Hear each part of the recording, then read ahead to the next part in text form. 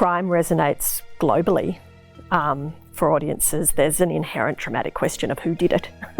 But I think what we were really interested in this was doing a crime story after the verdict. After the Verdict tells the story of 4 people who are on jury duty, and after the verdict they worry that the woman that they've declared not guilty is in fact a killer and they've set her free. So they go about investigating.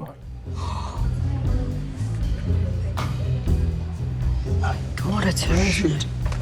What are the chances of that? Because she lives nearby. How do you know?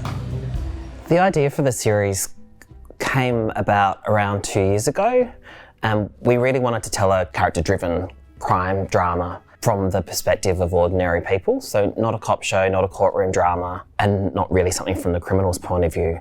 And then we thought of jury duty because it's kind of an organic and natural way that ordinary people find themselves involved in a crime.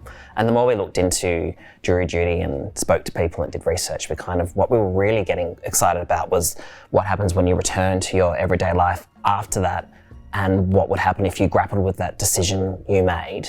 Would you do something about it?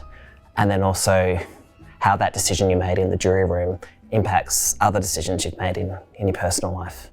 The very premise of jury duty as a thing is that it's a cross-section of society. So naturally we wanted that diversity reflected that's in real life in the show.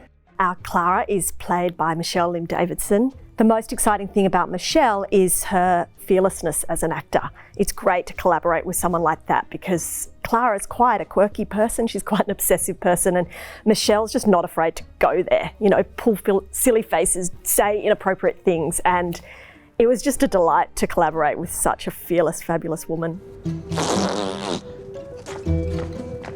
What is she doing?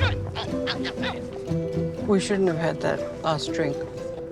We're really excited to have Magda Szubanski to play Margie. We did write the part with her in mind. She herself has said that she doesn't get offered drama roles very often, and I was quite surprised by that because I just think in all her comedic creations she's done over the years, I think one of the reasons they're being so resonant with Australian audiences is because there's such a humanity to all those characters. You're right there, Sharon. Oh, Kimmy, I don't think I'm built for G-strings. Your glamour hurts, Sharon. I find it chafes, actually.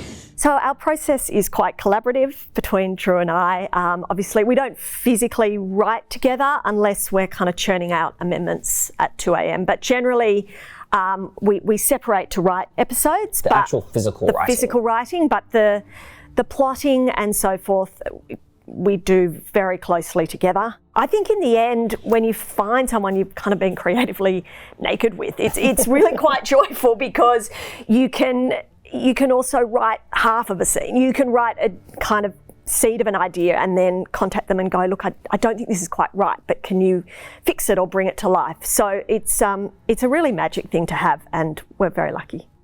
I asked if anyone had suggestions. The challenges with the production of After the Verdict were very similar, I think, to a lot of shows that we're shooting at the time and are still shooting now, which is the fact we're in a pandemic, and also a major weather event of La Nina. The design department really kind of lent into the fact that it was raining and stormy, and that did help with because they were always looking for that film noir vibe.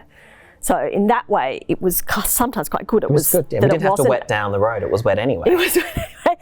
We actually still finished on time, on schedule, on the exact day we're meant to finish, and I think that's a credit to our cast, our crew, and all 3 of our brilliant directors.